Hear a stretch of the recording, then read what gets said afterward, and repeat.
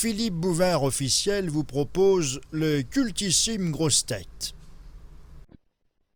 Les contribuables peuvent se réjouir, parce qu'ils ont quand même beaucoup participé. Le Charles de Gaulle reprend la mer. Pas l'eau, la mer. Ah oui, bon. Il va sortir quand, là? Alors, pas tout de suite quand même, mais il va... surtout. Pas le brusquer non plus. Il va s'amarrer dans la rade. Oui. Rade, Il n'arrête pas de s'amarrer. Il s'amarre, il se bidonne tous les jours. Et ensuite, il lui restera qu'à effectuer une traversée de longue durée pour être admis au service actif. Mais je vous rappelle que depuis qu'il a été lancé, le 25 janvier 1999, les ennuis se sont accumulés. D'abord une tempête. On ne l'avait pas fabriqué pour affronter la tempête. C'est pas fait pour ça. C'est pas fait pour Ensuite, défaillance d'une pompe électrique, début d'incendie, panne du système de propulsion, la piste qu'il a fallu rallonger parce qu'elle était trop courte. ça.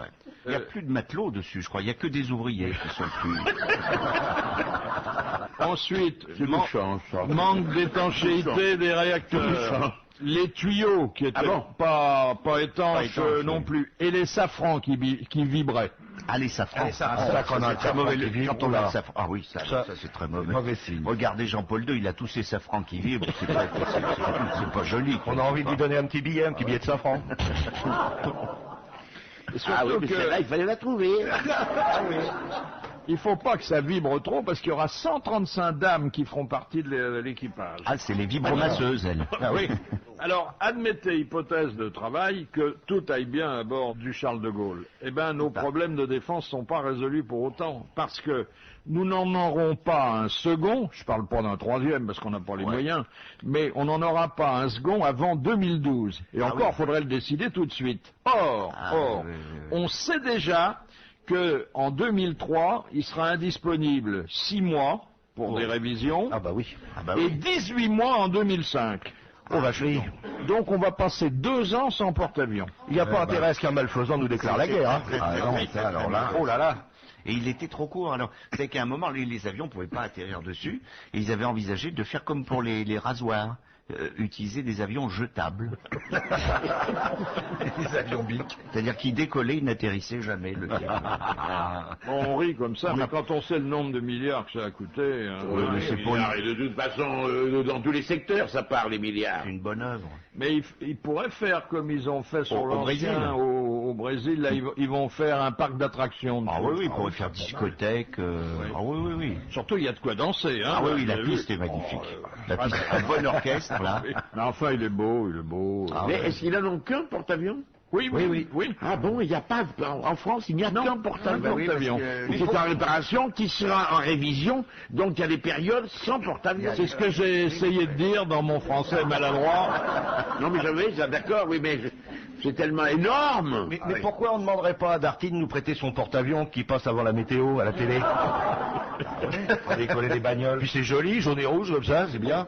De Madame Biglézer, pour quelle raison le rallye de Monte-Carlo, qui se dispute chaque année depuis 1911, fut-il annulé en 1957 et en 1974? Parce que la princesse Grace attendait un heureux événement. Non, C'est l'état de la route, Non.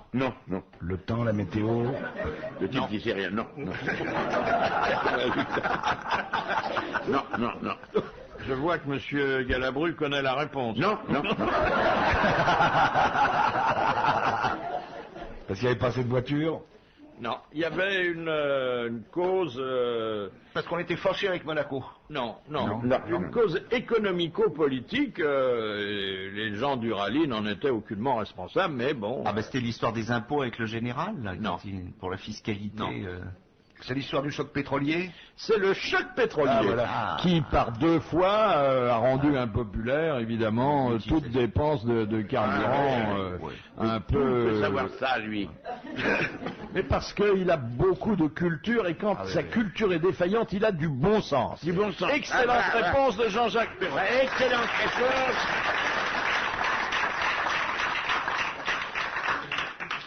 Il a du bon sens, Joli. C'est des trucs qu'il sait, il consomme plus qu'une Ferrari, Jean-Jacques. Hein. Oui. Tu vas pas t'y mettre toi non plus. Ah, oh là là. Mais Nathan, laisse pas faire. La la première nouvelle de Cannes, c'est la projection en très petit comité d'un court-métrage de Godard. Ah. Oui. Il dure 6 minutes et le son est occupé par des citations qui sont marmonnées à l'endroit et à l'envers. Ah, c'est bon, ça. Il peut aller aux victoires de la musique, lui. Il y a un critique qui a dit « Godard est tombé récemment de moto, l'accident a dû être plus grave qu'on le pensait. » On pourrait tourner un film comme ça avec Non, que des mais proutes. C'est sympa parce qu'il... Ça s'appellerait autant n'importe le vent. Ouais. Non, mais il devient raisonnable, là, s'il fait des films de 6 minutes. Mais Michel Galabru a tourné avec Godard. Ah oui. Soigne ta droite, hein, c'était ça. Ah oui, Godard, j'appréhendais de tourner avec lui parce que je me disais, pourquoi il me veut, je suis pas à jeter. Je ne voyais pas du tout ce qu'il me voulait. J'étais à Deauville à ce moment-là, à l'hôtel, il m'a convoqué à 5 heures, l'assistant est venu me dire, est-ce que voulez-vous rencontrer M. Godard à 5 heures? À 5 heures, il est arrivé avec son petit chapeau. Il est très curieux comme type. Il m'a salué très froidement. Il m'a dit, voilà, je vais faire le film. C'est un train qui partira de Strasbourg pour arriver à Paris. Et pendant le trajet, ça sera votre rôle. Qu'est-ce que vous direz? J'en sais rien. Vous parlerez jusqu'à Paris, vous vous arrêterez, forcément. Voilà. Quelques mois après, j'étais convoqué, on partait en avion de Orly ou je sais pas quoi, tous les matins, à 5h30 avec un avion à hélice qu'il avait loué, toute l'équipe, Hollandais à Nantes. Là, c'était un régal parce qu'on foutait rien. Moi, j'allais me coucher dans l'aéroport. Et alors là, c'est un type qui a beaucoup d'humour. À un moment donné, il dit, on était en l'air, il voulait tourner des scènes, il dit au commandant, il dit, vous pourriez pas arrêter les moteurs?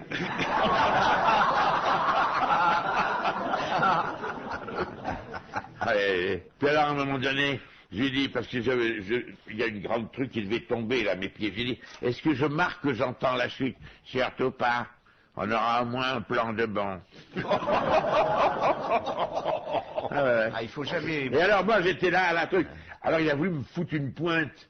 Je crois que je l'ai un peu baisé, parce qu'il y avait un figurant ou un type qui était là, c'était lui qui jouait, parce qu'il jouait, lui. Il avait mis sa casquette de commandant, et il lui foutait une gifle, ou faisait des trucs. Et alors, le figurant, on faisait un peu trop. Il faisait tout ça, tu vois. Alors il dit, c'est pas parce que vous tournez avec un grand acteur qu'il faut essayer de faire autant que lui. Faire autant que lui, ça veut dire bien. Alors je dis, sur le même temps que lui, surtout qu'il n'y arrivera pas. Et il était très content. Mais alors, vous aviez eu du dialogue ou on vous a...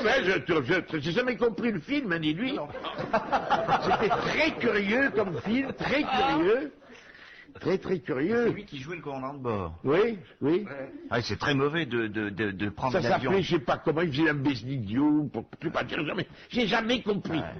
Parce que J'ai jamais compris ce qu'on avait tourné. Lui, je ne sais pas. Mais ça a eu beaucoup de succès. J'en sais rien. Je crois qu'il y avait un sujet qui n'était pas idiot, c'était un sketch. Il faisait prier tous les passagers. C'était pas bête dans le cas, parce que tout le monde a peur, dans le cas où on tomberait, tout ça, avec le capitaine qui passait avec comme un bréviaire, comme un prêtre. Ça aurait pu être drôle, mais Ah non, ce qu'il faisait réciter aux passagers quand il priait, c'était le truc de l'Autréamont. Je te salue, vieil océan, et tout le monde... Oui, c'est ça, oui. Comme je connaissais pas le texte de l'Océan, je ne sais pas ce qu'il est. Ah, c'est toi qui l'as vu? Oui. Il est le seul à l'avoir vu. Ah, c'est curieux. Alors, à un moment donné, il me dit, allez, moi, je vais mettre ce texte, vous allez lire ce texte. Mais j'ai dit, monsieur, j'ai pas eu le temps de l'apprendre. Mais je vous demande pas de l'apprendre, je vous le mets sur la vitre dans l'auto. Hein, bon. De toute façon, vous serez aussi bon que Pierre Dux dans un Shakespeare. J'ai dit, mais c'est pas un mauvais acteur, monsieur Pierre Dux. Non, mais pas là-dedans.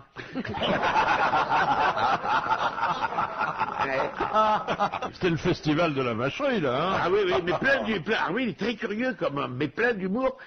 À la Buster Keaton, parce qu'il ne bouge pas avec son Il petit respire chapeau. pas la joie de vivre, hein. Non, il est là, il ne bouge pas. Et alors après, ça a été très curieux. Qu'est-ce qui s'est passé? On bouffait à l'hôtel Terminus. Là, il y a un ingénieur du son qui est arrivé, il n'y en avait pas jusque-là. Un type avec pour la lumière. Et puis, vous savez, il y avait des chanteurs, je ne me rappelle plus comment ils s'appelaient, qui sont très connus, là, Mitsuko. Ah, Les Rita Mitsuko. Et ils mangeaient une table différente. Et qu'est-ce qui s'est passé? On n'en sait rien. Il y a Mick qui lui a foutu un verre de bière à la gueule. Alors, heureusement que j'étais pas à la table. Il s'est gêné. Il s'est levé droit, vert, dans une colère terrible. Et elle, l'autre, elle était très détendue. Mais elle n'a qu'à pas me dire les conneries qu'il me dit. Elle est très curieuse. Elle avait une bonne ambiance sur le tournage, hein? Non, il n'y a que là, parce que sinon ça s'était très bien passé. Mais c'est étonnant, nous avons mangé avec lui, pas midi, à l'aéroport de Nantes, là. Le soir, il nous ramenait, comme les hirondelles qui reviennent à leur nid. Et j'ai jamais su qui il était exactement. Quelquefois, on se débride à table, on connaît un peu, on plaisante. Lui, j'ai jamais su ce qu'il pouvait penser. On ne serait pas permis une familiarité à table, on était un peu gênés. Par le verre de bière dans la gueule. Ah mais ça, c'est pas nous, c'est... Oui. Ça, c'est D'où sa devise, je pense donc j'y suis. Ça, c'est un autre metteur en scène, Milos Forman, qui l'affirme. Monica Lewinsky ferait un excellent sujet de film. Ah ouais, c'est sûr. Ah oui. Ça manque pas d'aspiration déjà comme. Ouais.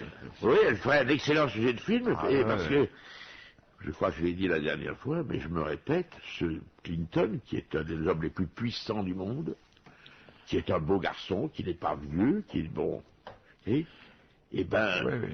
Il n'avait que ça à se taper. Oui. On a un titre d'ailleurs, Bill et le boudin.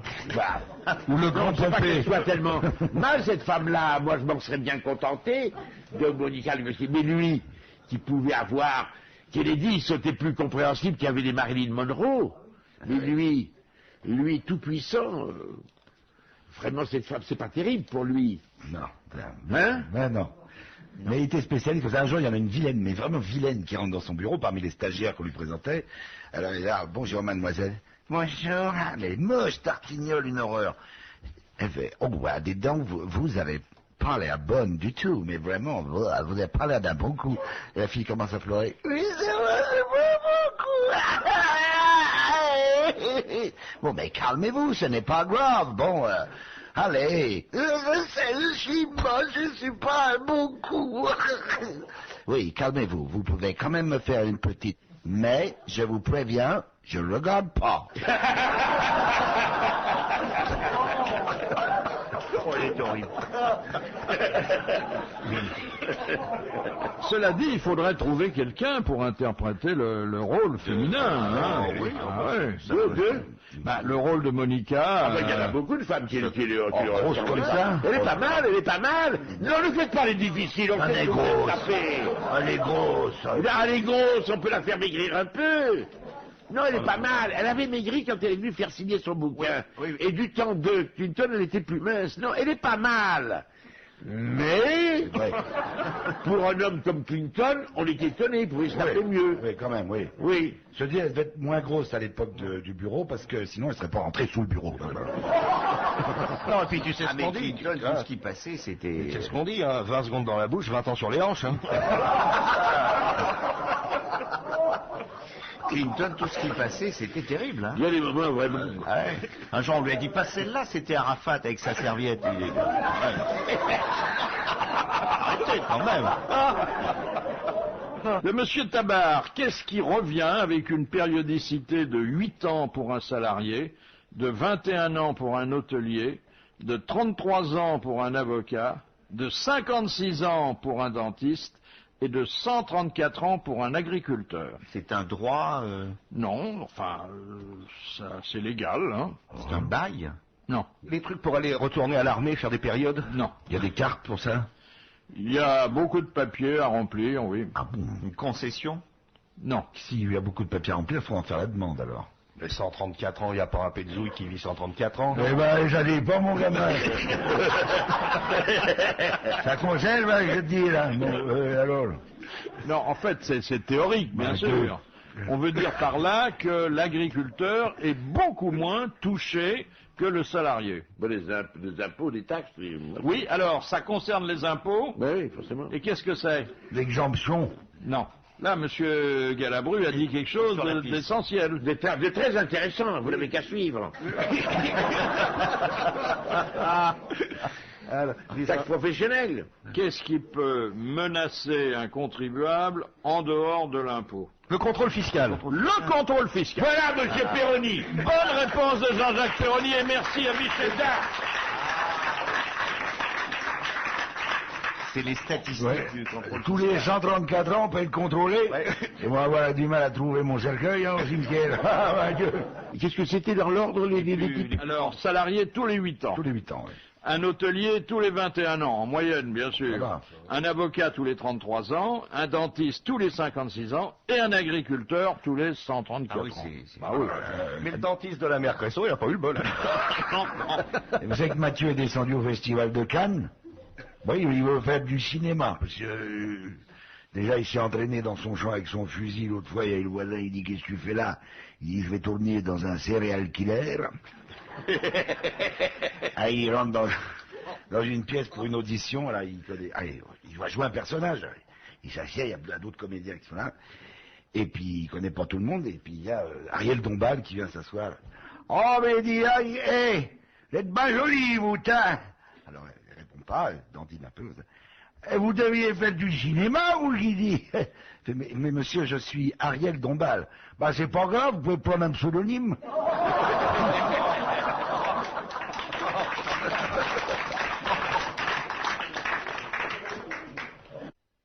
Pourquoi les fabricants de yaourts vendus en Israël ont-ils dû retirer de la vente tous les pots ornés d'un dinosaure? De dinosaures. À cause de Jurassic Park, non? Oui, mais enfin, il y a une raison théologique. Parce que les dinosaures étaient pas cachers. Non, c'est que dans la Bible, ils n'existent pas. Ils n'existent pas dans la Bible. C'est une excellente réponse de Guy Montagnier. Pourquoi le cobra, après avoir tué sa proie, attend-il la décomposition de l'animal Bah, parce qu'il n'a pour pas le de suc consommer? digestif. Non, Il n'a pas de suc digestif, il peut pas. non, À cause du sang, il ne Parce qu'il a- supporte pas le sang. Il n'a pas de dents. non. Il peut pas marcher. Il a les 2 crochets. Non, non, il Oh, mais peut, avec il deux peut, crochets. il peut. Qu'est-ce que tu veux faire avec 2 crochets à part des tricots, hein?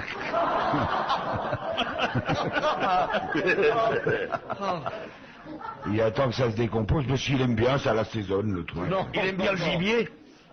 Il aime bien que ça soit faisandé. Il aime Ben, les il peut mouches. l'avaler plus facilement, le truc étant décomposé un peu, quoi. Il aime les mouches. Il n'y a pas de suc digestif, il peut pas digérer des trucs. il le mangera d'ailleurs. Il le mangera. mais pas tout de suite. Pas tout de suite, parce qu'il n'a pas faim. Parce qu'il a un penchant pour le faisander. Ah oui. Pour le... Mais parce que la peau s'en va plus facilement, je sais pas, parce que... Ah, parce qu'il attend que des oiseaux... Non. Non, bon. Non, parce que son temps de digestion est très long et entre deux repas, il est obligé d'attendre. Oui, il faut qu'il finisse Un de certain digérer nombre de l'autre, temps. allez. Non, non, non.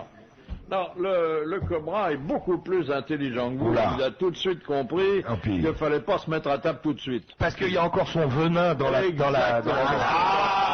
Exactement. Il attend que la décomposition ait neutralisé l'effet d'un venin auquel il serait sensible. C'est encore une excellente réponse de Jean-Jacques Perroni.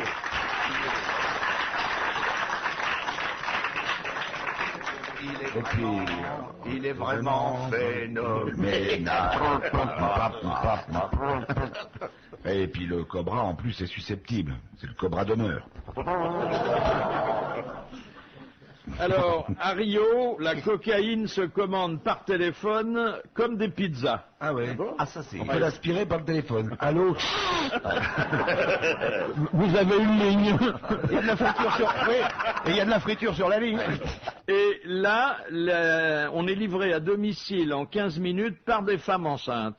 Ah bon? Hein? Parce que ça détourne l'attention des policiers, il paraît. Ah bon. Ah, dis donc, alors Chérie, la femme de Tony, elle peut livrer en ce moment. Alors, elle se prépare à livrer très très Oh, dis rapidement. donc, je l'ai vue à la télé, elle est énorme. Et alors attendez, elle a plaidé, parce qu'elle est avocate, hein, Ouais. elle a plaidé il y a 2 jours devant le tribunal de Londres, elle est restée debout 45 minutes Oh là avec là. son gros ventre. Ah, Hein. dis donc, la côtelette est pas tombée. Vous voulez dire qu'on attend pour qu'elle dépote le gluant? Oui, restons dans la poésie. Oui, c'est une expression que M. Perroni nous a fait découvrir, dépoter le gluant. Dépoter le... Le gluant. Ça n'arrive seulement que quand on a un petit coup dans la guérite. On s'est fait bomber la guérite. C'est fait bomber la guérite. Voilà, c'est bien ce qui me semblait. Question de M. Gentil. Pour quelle raison les papillons éphémères n'ont-ils pas d'orifice buccal ni d'orifice anal? Ils n'ont pas le temps de manger, donc pas le temps de faire caca. Exactement. Ils vivent une journée paf, ils se reproduisent, ils meurent, pour niquer, après niquer, il meurt. et donc Enfin, il mange. Non, et la nature a fait l'économie de ces Alors, mais quand organes il butine, inutiles. il butine quoi? Mais il butine pas, Rien. il nique, après il meurt, c'est tout. C'est-à-dire que la larve, elle vit très longtemps, parce qu'elle vit à peu près 1 an ou 1 an et demi, mais après, quand la larve se transforme, c'est uniquement pour se reproduire. Donc elle se transforme, et nique, et meurt. Ah, c'était terrible, ça. C'est une bonne réponse de Guy Montagnier.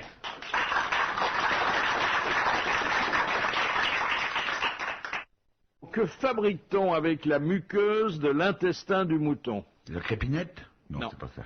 Ce n'est pas gastronomique, C'est ça. mais c'est utile. Les préservatifs.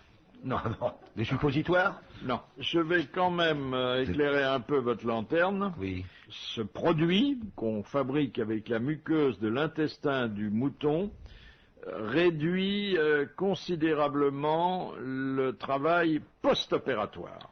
C'est pas le catgut? Alors, allez un peu plus loin que le catgut. C'est les pansements. Non. C'est de la peau artificielle? Non, c'est pas de la peau. Non, c'est du fil pour recoudre les Ah, c'est plaies le qui fil. doivent être à l'intérieur du corps. C'est-à-dire Bon, qu'on alors, sont quelle est la là-haut. particularité de ce fil? Eh ben, sont il est assimilé décartables. par l'organisme et il disparaît de Il lui-même. disparaît de lui-même, donc on n'a pas pas besoin besoin de rouvrir ou de charcuter l'opéré.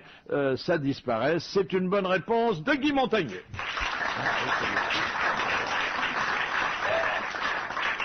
Voyez, monsieur Michel, hein, tout ce qu'on peut apprendre ici. Ah, c'est fou, c'est fou. Ah oui. Et surtout, ce qui est étonnant, c'est que ces gens-là, je me permets de les appeler comme ça, enfin mes collègues, ne savent pas du tout.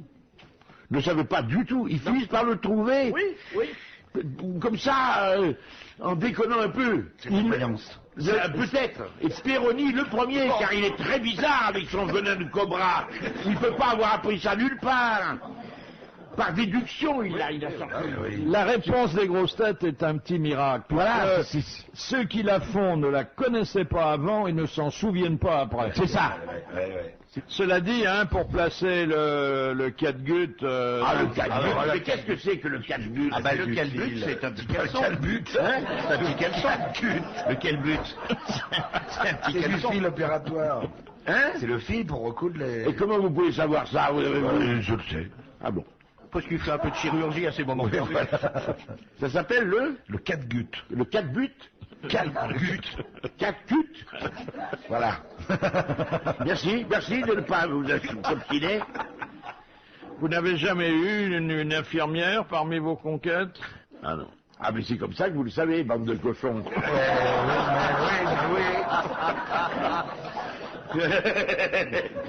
On vous admire, mais au fond, mais c'est simple. C'est comme son venin de cobra, tu peux sortir ça. Et c'est l'infirmière qui vient raser le type pour l'opération de l'appendicite. Elle lui prend la zigounette, elle commence à raser, et puis le gars il fait vous pouvez la lâcher, elle tient tout seul maintenant.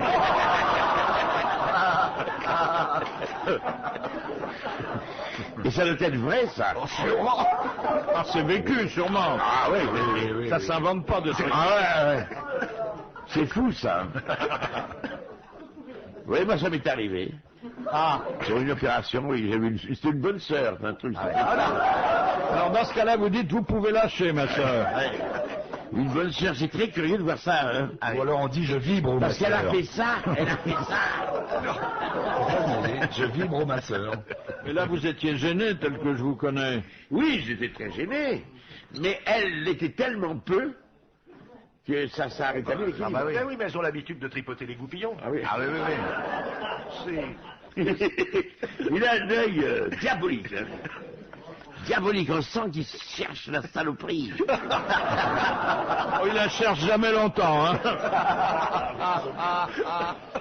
Et la dernière citation nous est adressée par Monsieur Lucas, qui a dit « Pour obtenir une femme qu'il veut bien, il faut la traiter comme si elle ne le voulait pas. C'est Sacha Guitry, c'est... » Non, c'est antérieur, c'est-à-dire avant. Gustave Flaubert. Flaubert. C'est antérieur à Flaubert. Oh là là. C'est Voltaire. Non, Hugo, c'est... C'est... Antérieur. Il a vécu un peu au temps de Voltaire, mais il lui a survécu. Chamfort. Ouais. Non, Non, La Fontaine. non, Rivarol. non. Vous nous Eh auriez... bien, alors, allez vous faire voir. Un philosophe? Non. Vous Ah, auriez dit postérieur, on aurait dit Verlaine et Rimbaud, mais... C'est un homme de théâtre. Ah oui, c'est ce que Ah je- bon? Corneille. Bon marché. Ah, le- Bonne Bah, réponse il de me l'a enlevé, Jean-Jacques je l'avais. Curti. Bravo, merci. Tiens, je l'avais.